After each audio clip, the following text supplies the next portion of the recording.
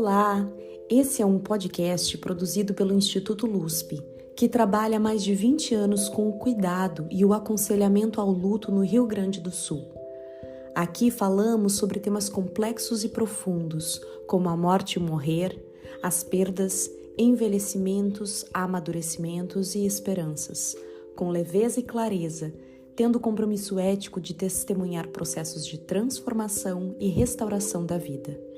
Eu sou Clariana Sargiotto, psi, especialista em luto e membro do corpo clínico da LUSP, e aqui serei porta-voz desses temas tão importantes. Sejam bem-vindos.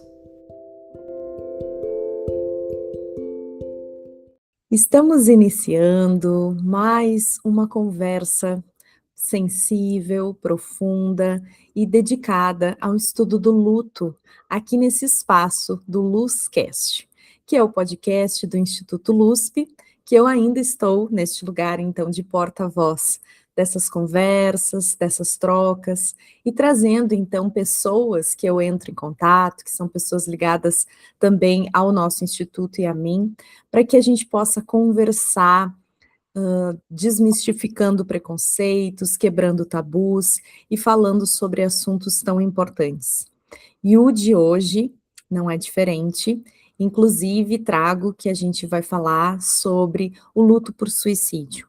Então, talvez você também se sinta ativado de alguma forma, mobilizado, precise de um tempo para escutar o nosso podcast, busque algum tipo de apoio e de ajuda, e eu quero te dizer que nós estamos aqui, tanto eu como essa minha convidada especial, a gente está aqui para poder te apoiar, te escutar, e que essa conversa, ela possa chegar aí no seu coração, na sua mente, na sua vida, de uma forma que te traga amparo, compreensão e afeto, traga esperança dos caminhos possíveis de vida após um luto. Então, é com essa energia de seriedade, de aprofundamento e de muito carinho que eu trago aqui a minha colega, minha parceira de trabalho, Virag. Seja bem-vinda, querida.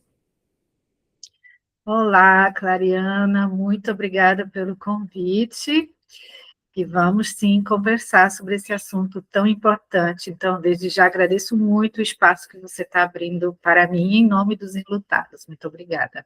Sim, a Virag é essa mulher tão especial que eu já acompanho há um tempo, através da participação dela na Abrases, que é a Associação Brasileira dos Enlutados e Apoiadores, né, do luto por suicídio.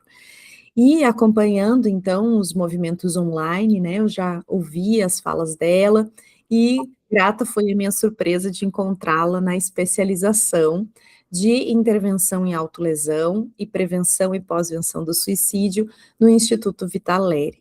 Então, fizemos a formação, né, a especialização juntas, ao longo de quase 2 anos, estamos finalizando com a nossa banca final, né, o nosso trabalho final, e é uma pessoa que vem ao longo desse tempo me ensinando tanto a respeito da ética, de um cuidado primoroso, delicado, sensível, e que traz consigo essa essa propriedade de quem conhece um coração que é machucado pela vida e pela perda, e com significados tão particulares, tão peculiares, como é o próprio luto, né? Então a Virag é essa pessoa que hoje eu trago aqui para a gente poder conversar.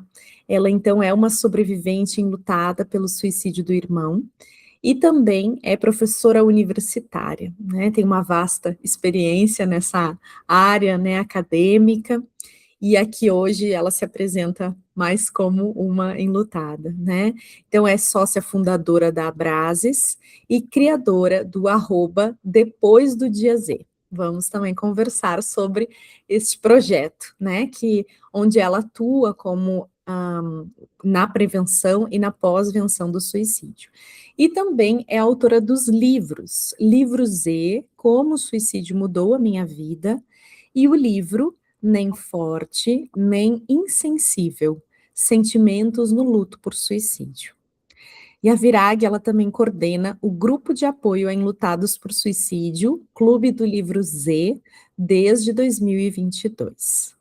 Então, ela também é húngara, né? Acho muito interessante trazer isso, sim, porque é algo peculiar e que sempre também me chamou a atenção, né? Uma pessoa que é uma estrangeira e que vem nos trazendo também sobre essa terra, né? Também dentro do psiquismo, que é muitas vezes estrangeira dentro de nós e que precisa de linguagem, precisa de nomeação, precisa de visibilidade, né?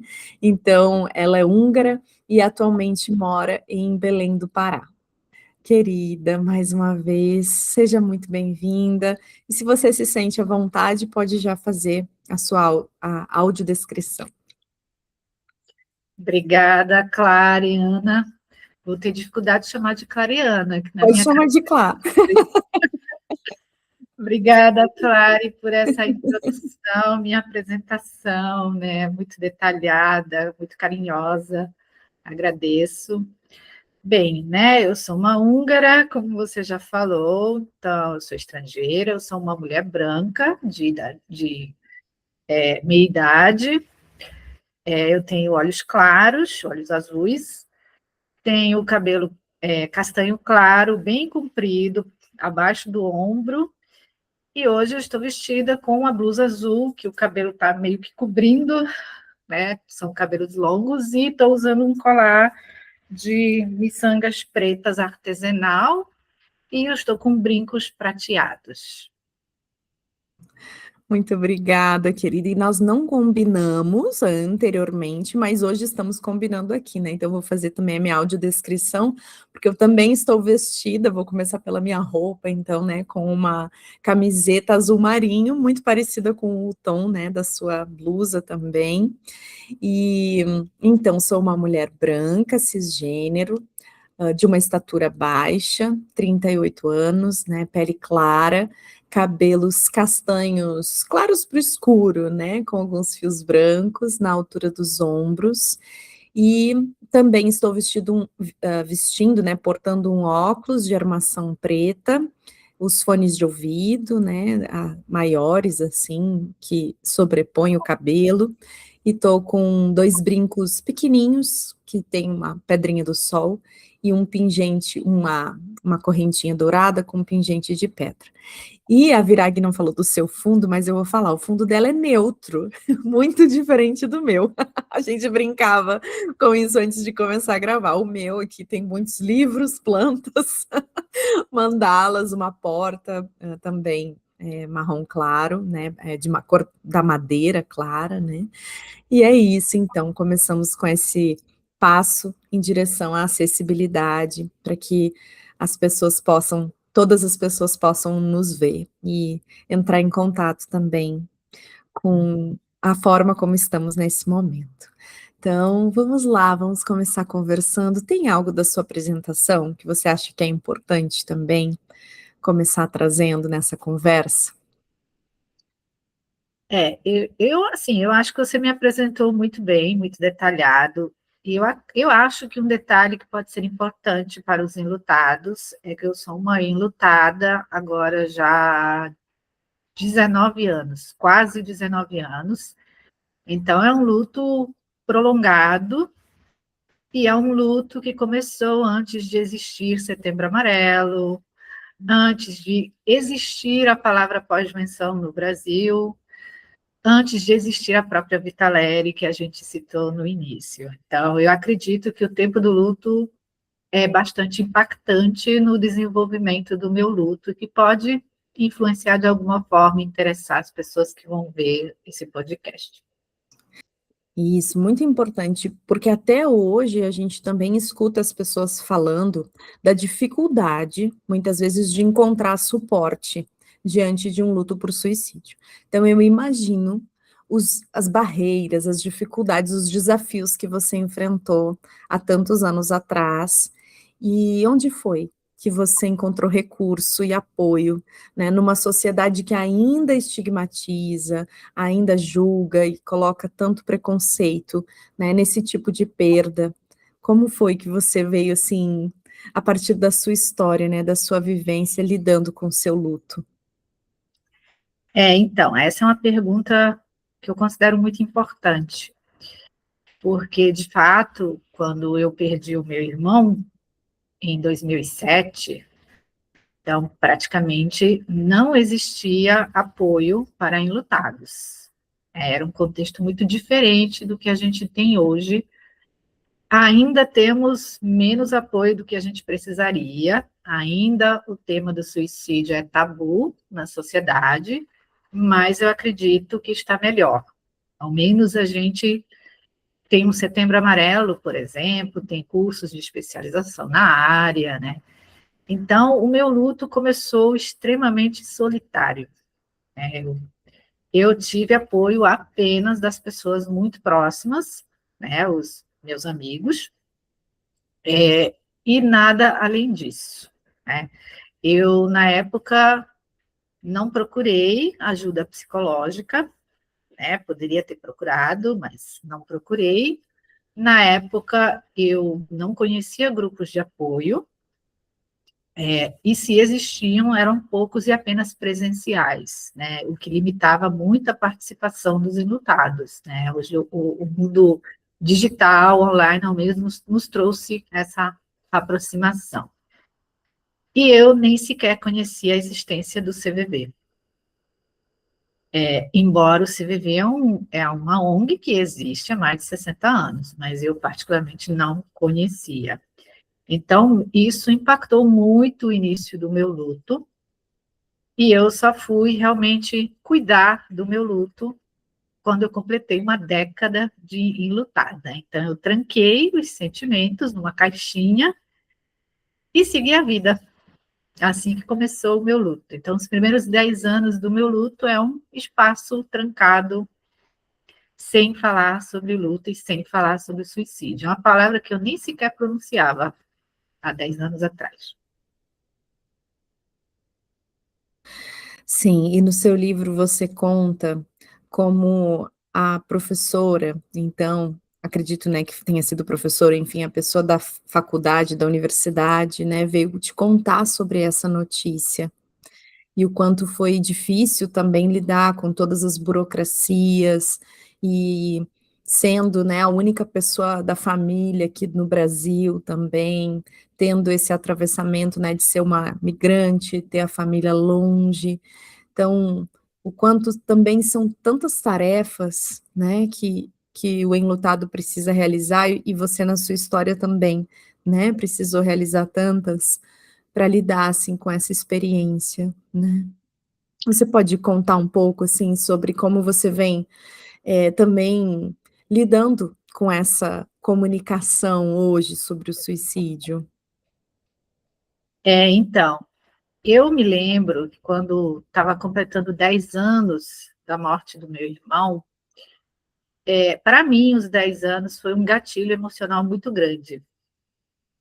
10 anos é bastante tempo, então, em 10 anos, eu mudei de cidade, né? Antes, né, eu morava em Recife, meu irmão, juntamente com meu irmão, e nesse tempo que passou os 10 anos, eu mudei de cidade, eu arranjei um outro emprego, eu me estabeleci numa casa minha própria. Então, passei a ter uma vida, acredito, mais estabilizada. E a estabilização, eu acho que me permitiu a pensar sobre assuntos que estavam guardados, né? Entre elas, o luto. Então, me peguei pensando nos meus 10 anos em 2017, o que eu estou fazendo com isso? E, a partir daí, abriu-se uma caixa de Pandora. Então, inicialmente, eu queria fazer um trabalho voluntário, eu me dei conta o quanto eu sou parte do problema de não falar sobre o luto por suicídio, e eu queria, de alguma forma, ajudar na solução. Então, eu procurei um trabalho voluntário, eu literalmente digitei no Google trabalho voluntário com suicídio, literalmente. E aí apareceu o CVV na minha frente, e eu fiquei muito surpresa que existe um CVV que eu não conhecia antes. né? Hoje, com a minha cabeça agora, eu acho inacreditável não conhecer, mas não conheci, né? E aí eu me candidatei para ser voluntária do CVV, fiz treinamento e comecei a atender no CVV como voluntária. E a partir daí, bem, eu sou uma pessoa, me considero uma leitora voraz, uma estudiosa, então eu comecei a ler muito, tudo que eu não fiz antes, nos meus primeiros 10 anos, eu comecei a estudar o assunto do suicídio e o luto por suicídio. Então, eu fui estudando, fui me envolvendo cada vez mais, fazendo treinamentos, cursos na área. Finalmente, fui procurar auxílio de psicoterapia. E a minha psicoterapeuta, né, a Silvia Vasconcelos, ela reconheceu em mim algumas características que ajudam no meu luto. Uma delas é a escrita.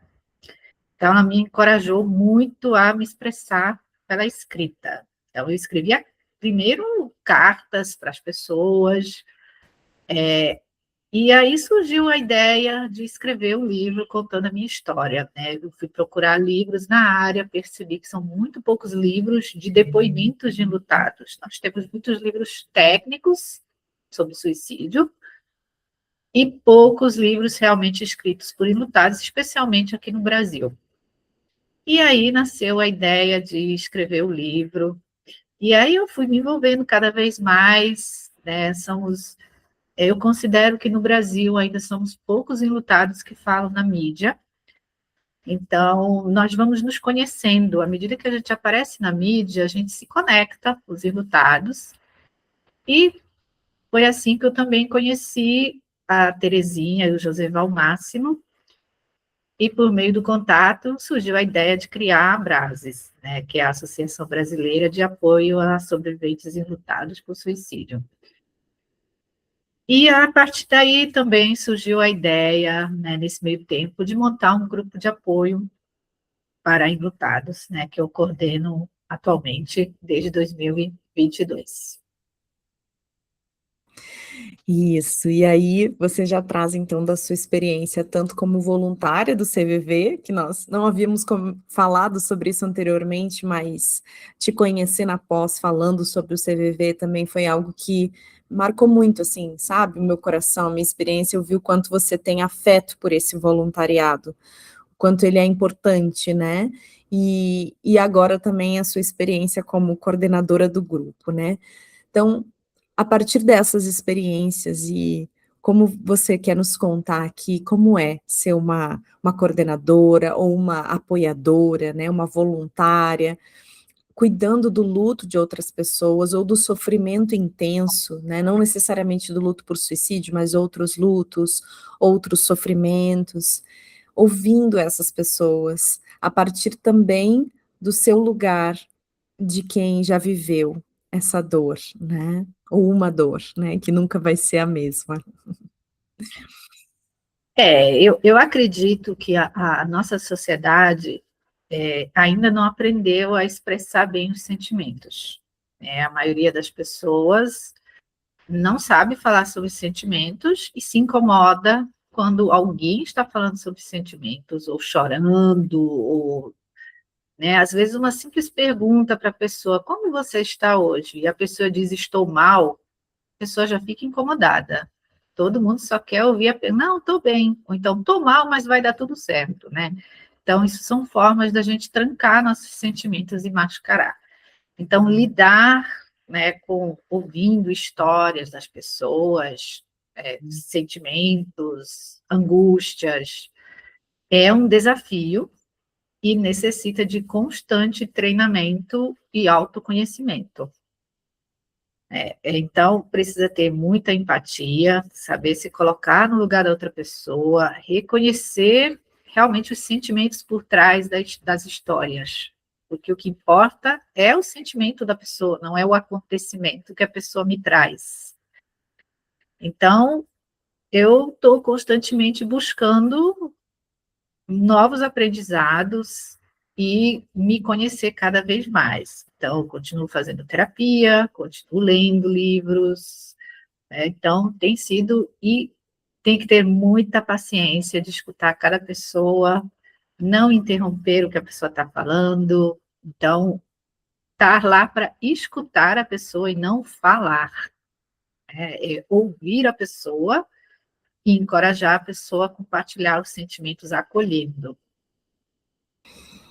Ai, que linda. Agora eu te ouvi, eu me conecto, assim, com esse aprendizado que você me traz, sabe, e com tantas aulas que a gente assistiu juntas, né, e acho que a gente se afinou muito nesse aspecto, assim, da curiosidade, da abertura para o outro, para ouvir, né, mesmo que seja tão diferente daquilo que eu conheço ou vivi, né, essa postura muito humanista, né, que o próprio CVV trabalha também, né, com base, né, nessa abordagem humanista, centrada na pessoa, centrada naquele ser humano que está vindo ali, e você vive isso, sabe, Virag, é muito bonito, assim, eu sinto que eu aprendo muito contigo, inclusive agora, quando tu contava da tua experiência da escrita, e tu citou a tua psicóloga, né, que senti aqui que é uma pessoa, não sei se na época ou ainda é, né, mas uma pessoa importante nesse processo de luto, e que conseguiu nomear esse recurso da escrita, incentivar, encorajar, essa palavra que você trouxe agora, né, algo que já estava dentro de ti, como um recurso, né, acreditando no teu processo, acreditando no teu tempo também, né, e te encorajando e trazendo então a escrita como um recurso terapêutico, para que você pudesse, você e eu e todas nós, né, que a gente possa se expressar livremente, sem esses julgamentos, sem tantas críticas, nesse espaço aberto do papel, né.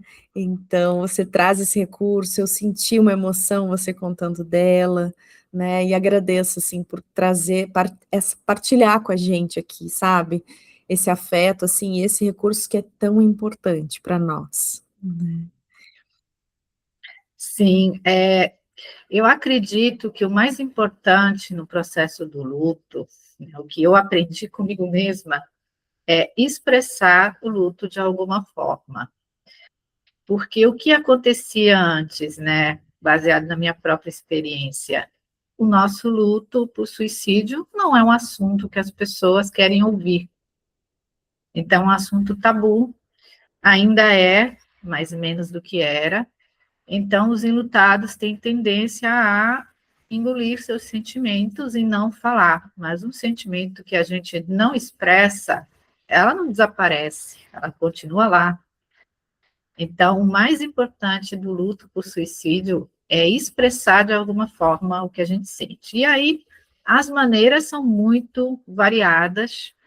Eu encontrei a escrita, mas eu conheço pessoas que expressam com arte, né? Tem pessoas que vão para o esporte, né?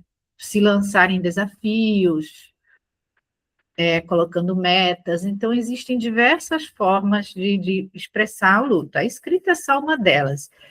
Comigo, eu aprendi que quando eu escrevo, eu me forço a organizar os meus pensamentos, porque no papel a frase tem que sair coerente, né, compreensível.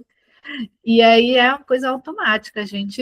Quem escreve, tem que organizar o que está escrevendo. E isso no meio traz muitas reflexões também sobre mim, sobre o que eu estou sentindo, por que eu estou sentindo, e como explicar esse sentimento para alguém. Então, tudo isso é a melhor forma de trabalhar o luto, na minha opinião. Isso, uma pergunta que eu escuto é: será que um grupo de apoio, ele vai facilitar o meu luto? Será que é um ambiente em que eu vou me sentir confortável para estar? Será que eu preciso de uma terapia individual? Será que eu preciso, né, do teatro, da arte, da escrita? As pessoas às vezes têm dificuldades de perceber qual o recurso que elas têm em determinado momento da vida também.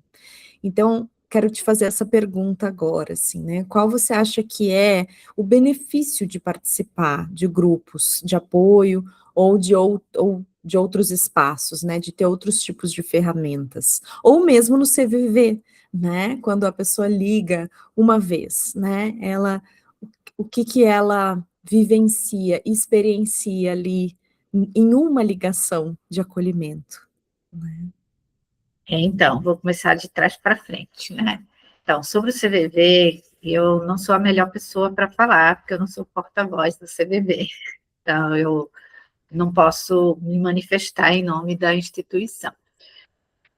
Sobre os grupos de apoio e outras ferramentas, eu acredito que a gente tem que fazer um conjunto de ferramentas, né? Quanto mais ferramentas a gente tiver durante o nosso luto, mais a gente consegue trabalhar os nossos sentimentos. Então, o ideal é também participar do grupo de apoio, é também ir para a arte, para alguma forma de expressão, então, e também fazer terapia. Então, não dá para excluir uma coisa da outra. Quanto mais ferramentas a gente tem, mais a gente vai saber acionar para um determinado momento o que funciona melhor. O grupo de apoio, particularmente, o que eu percebo, ele é bom para a maioria dos enlutados, mas como cada luta é muito particular, o luto tem muitas nuances, também não posso dizer que o grupo de apoio é para todos os enlutados. Vai depender do momento que o luto que a pessoa está, porque o primeiro passo, na minha opinião, é realmente estar preparado para falar. Então, no grupo de apoio, inicialmente, as pessoas entram, normalmente, com pouco tempo de luta, a pessoa tem muita vontade de falar. Outros entram e ficam muito quietos, querem apenas escutar. Mas as histórias que são contadas no grupo de apoio, elas também podem machucar o luto de alguém. Então, o grupo de apoio também não é para todas as pessoas, e às vezes é bom para a pessoa no início do luto, outras vezes quando a pessoa já está há alguns anos enlutadas. Então, mais uma vez, essa autopercepção, esse autoconhecimento vai ajudar a pessoa, né, perceber se o grupo de apoio ajuda. Mas, para isso, se é que eu posso recomendar alguma coisa, pelo menos testa, né? Então, assim como a gente tem que testar, será que a escrita me ajuda? Será que pintura me ajuda? Será que trabalhos artesanais me ajudam? Eu só vou saber se eu testar. Então, o grupo de apoio também tem que testar. E se não estiver se sentindo bem, tudo bem. Nenhum grupo de apoio tem obrigações de comparecer. Então, todo grupo de apoio é livre, a pessoa participa quantas vezes quiser, a pessoa chega, não vem mais, ou vem toda vez, ou vem a cada 2, 3 meses. Então, gente, não existem regras. É como o luto, que não tem regras. Luto não tem regras, então, grupo de apoio também não tem. Então, mas eu aconselho todos experimentarem. Isso, excelente. A gente vai ver trabalhos diferentes no Brasil também, que é o que eu tenho conhecimento, né? Claro que outros países vão ter outros grupos de apoio também em maior quantidade, facilitado pelos sobreviventes, né? E no Brasil, às vezes eu percebo que alguns profissionais, eles fazem grupos fechados, mas eu me afino muito com o seu jeito, assim, né, que o grupo de apoio, ele precisa ser um grupo aberto, e que é um espaço de liberdade, que respeita a frequência, a intensidade, a maneira de cada um estar ali, né, no grupo, assim. Então, também tem essa diferenciação, né, se a pessoa está enlutada e ela quer experimentar, ela pode conversar com o profissional, com o coordenador e entender como funciona esse grupo, né? Que é o que você está trazendo, e eu acho também fundamental ter essa experiência, né? Se dá esse direito também de experienciar, de sentir, e também de, né, de recuar, de ficar num processo que não seja através do grupo de apoio. E uma curiosidade, me chamou a atenção que o nome do seu grupo se chama Clube do Livro Z, né. Então gostaria que você explicasse, assim, por que esse Clube do Livro? Então, eu considero que o meu maior processo de abertura para falar sobre o luto começou com o lançamento do livro Z. E eu me peguei me perguntando com que nome dar para o grupo. E aí eu me lembrei daqueles clubes de leitura, que as pessoas se reúnem para falar sobre algum tema, algum livro específico. Eu, vou dar o nome de Clube do Livro Z. E isso dá margem, às vezes, para algumas confusões. As pessoas não entendem, às vezes, o que é o grupo, né? Acham que é um grupo de leitura mesmo. Embora eu sou suspeita para falar, mas eu acredito que leitura do meu livro é um bom passo para começar a conversar sobre o luto por suicídio. Então, de repente, pode ser um estímulo, né, para a pessoa procurar o grupo de apoio também, após ler o livro. Excelente. E como você trouxe, né, existem poucos livros de enlutados, e poucos enlutados que se autorizam também a estar falando publicamente, né, a respeito do seu livro. Livro como tu está trazendo, né, de um luto pelo irmão, de um luto pelo companheiro ou pela companheira. Eu ainda não vi, nesse caso específico do suicídio, uma escritora que possa falar do luto pela perda do seu filho, da sua filha, né, pelo suicídio. Então, e eu sinto que essa é uma demanda, né, é uma necessidade também da gente poder, se você lembrar, se você quiser também sugerir, né, e nós temos a cartilha da Abrases, que enquanto a gente falava, eu lembrei que também tem um texto seu, né, então, eu gostaria que você também falasse, a gente ainda tem um tempo, sobre a Abrases, né, a importância de ter uma associação, a importância de fazer essa cartilha, que os enlutados possam ler ali, né, experiências, vivências, assim como o seu livro, né. Então, a Abrases, ela surgiu há quase 4 anos atrás, e surgiu dessa necessidade dos enlutados se unirem e terem uma voz, né, mais coordenada, e também juntar forças para desenvolver atividades que ajudassem os enlutados por suicídio no Brasil. E aí a Abrases, ela, né, é formada na maior parte, por enlutados, mas também tem pessoas que apoiam, profissionais, né, psicólogos, psiquiatras, enfermeiros, né, e o objetivo da Abrases é, primeiro, criar materiais educativas, cartilhas, textos, né, realmente criar o que eu considero um espaço bom para que o enlutado possa se expressar e que se sinta confortável, né? Então, é como se fosse de um enlutado para o outro, basicamente, né? Esse é o princípio da Abrases.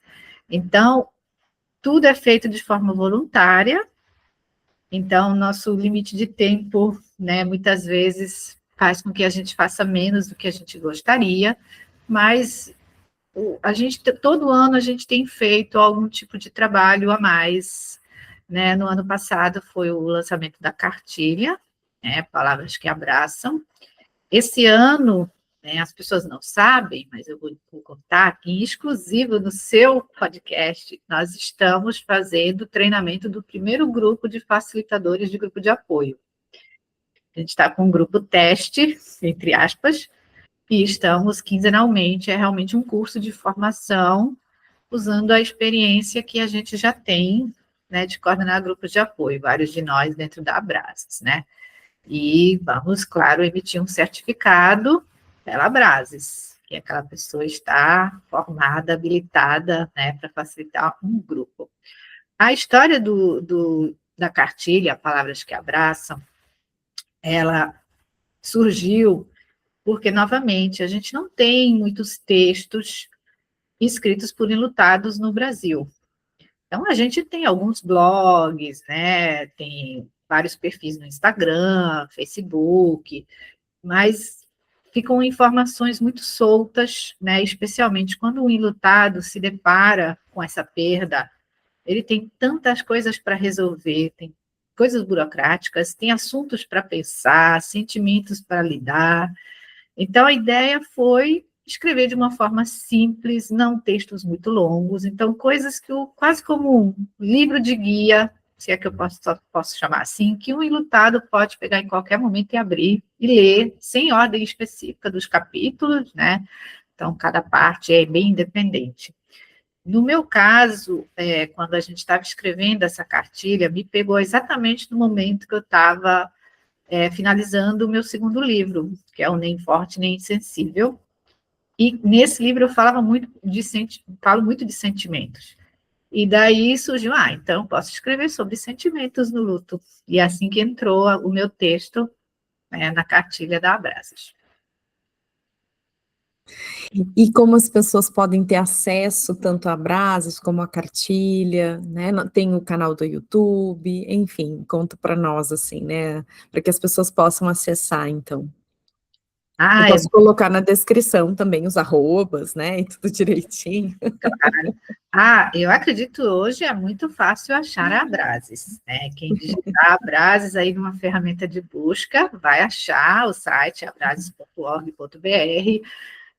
E também a conta do Instagram, abrases.br, facilmente vai achar. E a partir daí tem o link do canal do YouTube, onde a Abrases também tem o compromisso de fazer lives a cada 2, 3 meses, né? Sempre depende um pouco da disponibilidade, mas sempre nessa periodicidade, especialmente quando tem datas importantes para os enlutados, porque existem algumas datas anualmente que mexem mais com os sentimentos dos enlutados, né? Como o final do ano, né? Ano Novo, Natal, Dia das Mães, o próprio Setembro Amarelo, ela mexe muito com o enlutado por suicídio.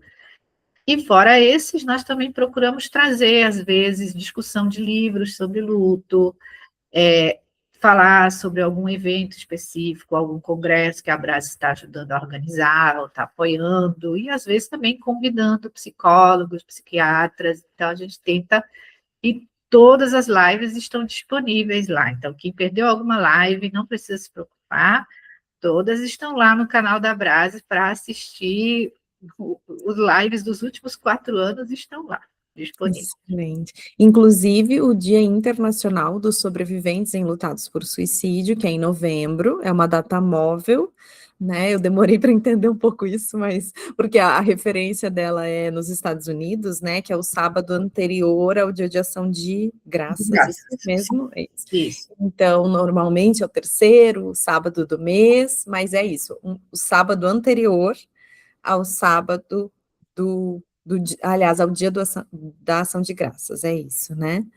Sim. Sim, ótimo, excelente. E são materiais riquíssimos, é isso que nos ajudam, nos instrumentalizam, fazem a gente também ter uma comunicação segura, que era aquilo que a gente falava lá no início, né? A pergunta que eu te fiz, assim, quando você falou, eu não usava a palavra suicídio, né? Isso me tocou, assim, profundamente. E aí no seu livro você conta, né, dessa comunicação, como é comunicar a perda de alguém, como é lidar com essas palavras, com esses significados, como é se ver como um sobrevivente. Até essa palavra, né, para algumas pessoas ela tem um significado melhor, para outras é um significado que é confuso, que dói mais. Então, poder se respeitar também nesses processos, né? E até eu também queria te perguntar como você vê isso e também como você sente que o Setembro Amarelo pode ainda ajudar com esperança. Temos esperança de que seja um mês que facilite e não que dificulte o luto das pessoas, né? Como você vê. Então, primeira coisa, a simbologia da palavra, né, sobrevivente enlutado por suicídio, né? Eu acredito que quando a gente passa algo na nossa vida que muda muito como a gente mexe muito com a nossa vida, é como se começasse uma vida muito diferente. E eu acho que a simbologia do sobrevivente é por isso. Comparativamente, né, não é a mesma situação, mas, por exemplo, quando alguém sofre um abuso sexual, a pessoa é uma sobrevivente depois do abuso sexual, é algo muito marcante, mexe muito com a pessoa, com os sentimentos, com o psicológico das pessoas. Da mesma forma, né, quando acontece um suicídio perto da gente, a gente nunca mais olha a vida da mesma forma, essa que é a verdade. Por isso também que o luto não tem fim, né? Que é uma interpretação que alguns, né, falam, mas o luto tem fases, o luto tem início, meio e fim. Não, o luto não tem fim, porque eu nunca mais vou recuperar a pessoa que eu perdi. Então, é realmente uma vida diferente, sem aquela pessoa. Isso não quer dizer que é uma vida ruim. A gente apenas se adapta a uma nova situação, né? Faz algo com aquilo que a vida nos deixou, digamos assim, né? Então, essa que é a simbologia, né, da palavra. Eu me perdi um pouco, qual foi a sua outra pergunta? Perdão, claro. Isso, e aí, falando das palavras, o quanto um mês destinado a Assim, trazer informação e conhecimento também pode atrapalhar com o mau uso das palavras, então eu estava me referindo a isso, assim. lembrei, obrigada, lembrei. Então, eu sou uma enlutada antes do Setembro Amarelo existir. Então, eu acredito que eu tenho uma visão bem clara o que o Setembro Amarelo trouxe de diferente para o enlutado e o que mudou, de fato. Eu não sou contra o Setembro Amarelo, eu acho muito importante falar sobre isso, porque o Setembro Amarelo, ao menos, deu abertura da gente poder falar suicídio, ao menos durante o setembro. O restante do ano, a gente percebe que a gente fica preso, que eu poderia chamar de uma bolha, entre lutados, psicólogos, psiquiatras, né, pessoas que trabalham em relação a esse assunto do suicídio. Mas só o fato de poder falar sobre o suicídio já é uma abertura. Há 10 anos atrás, né, um pouco mais de 10 anos atrás, né, quando surgiu o Setembro Amarelo, eu tive plena essa comparação, o antes e o depois. Então, isso também deu abertura para as pessoas dizerem: eu não estou bem, eu preciso de ajuda, onde eu posso procurar ajuda, que, de certa forma, tem o potencial de ajudar as pessoas em sofrimento, né? As pessoas não se esconderem mais, porque o tabu faz as pessoas se esconderem, né? Mas eu acredito que em 10 anos a gente precisa reavaliar, agora já tem mais de 10 anos, Setembro Amarelo, a gente precisa reavaliar urgente, porque uma campanha muito bonita, com a ideia ótima, surgiu e, ao meu ver, desandou. Eu acredito que as redes sociais, elas contribuíram para isso, um pouco, porque é muito fácil colocar uma informação e quem está vendo aquela informação, e especialmente quem está em sofrimento, quando a gente está sofrendo, a gente tem nosso raciocínio afetado. Então, a pessoa em sofrimento tem dificuldade de perceber se aquela informação ela é plausível, se ela é confiável, e isso pode levar as pessoas a um maior sofrimento. Então, eu sei de muitos enlutados que durante o Setembro Amarelo eles evitam redes sociais, porque vem muitas informações erradas ou acusatórias, né, de quem ficou aqui. A culpa é muitas vezes voltada para o enlutado. E frases de efeito, como a gente bem sabe, né, Clary, 90% dos suicídios poderiam ser evitados. E essa frase, para o enlutado, é uma frase muito emblemática. Então, faço parte do problema dos 10% que não conseguiu evitar alguém próximo de mim. Então, a campanha ela é importante, é útil, mas ela precisa urgentemente ser repensada, minha opinião.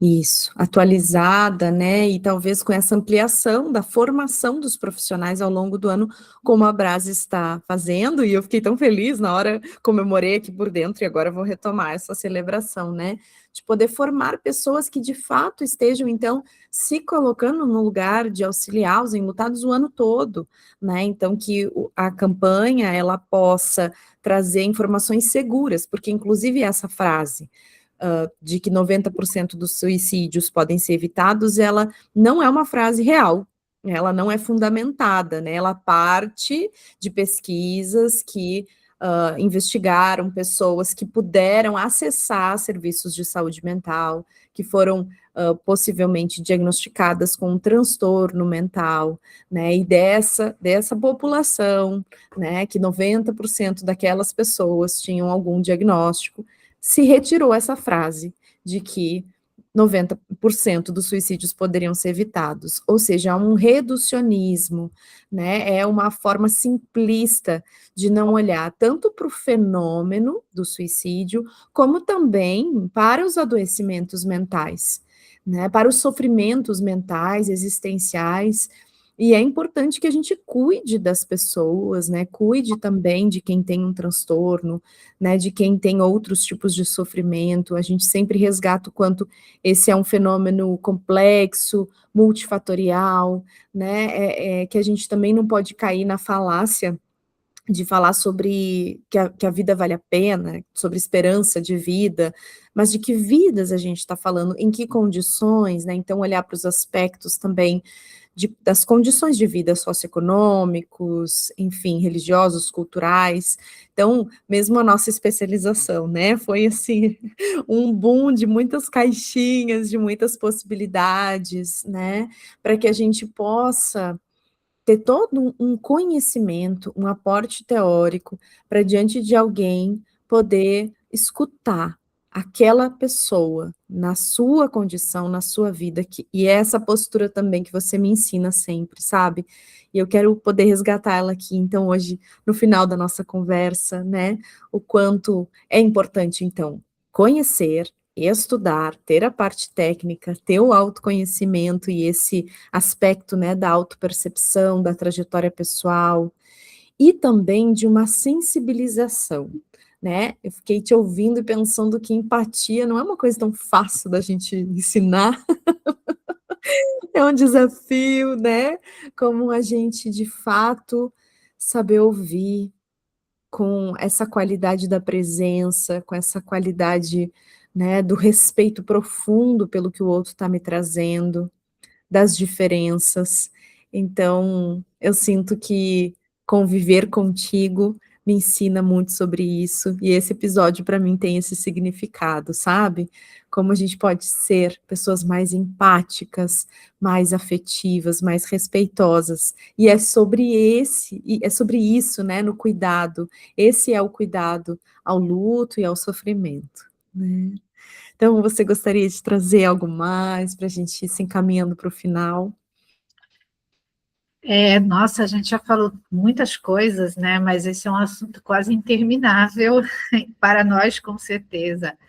Algo que eu ainda gostaria de trazer, especialmente para algum enlutado que estiver assistindo esse podcast, eu vejo que os enlutados muitas vezes se cobram e muitas vezes se comparam uns com os outros.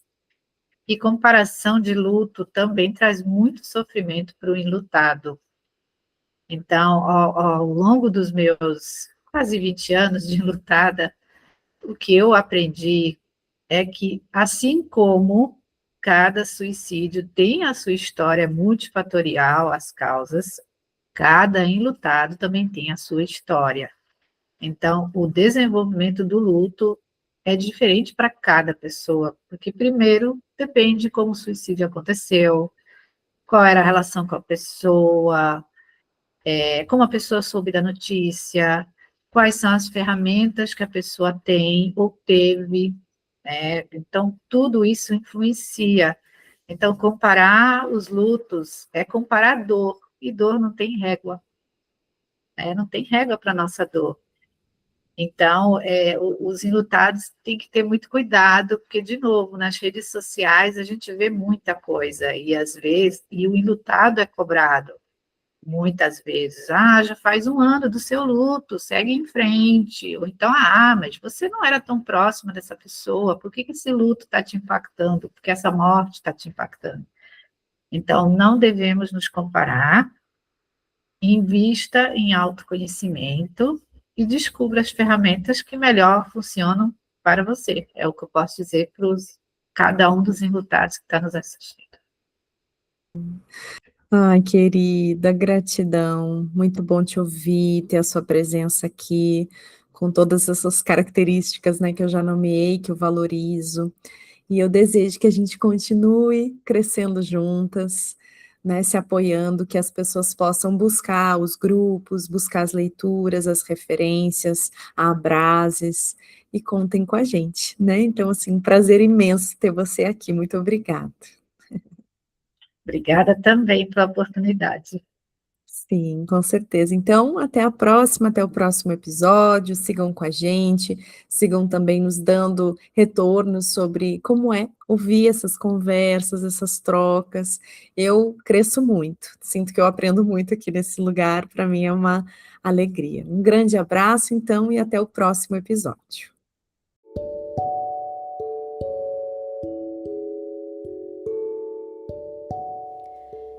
Que esse Luzcast tenha alcançado o seu coração e te esperamos no próximo episódio. Grande abraço com afeto.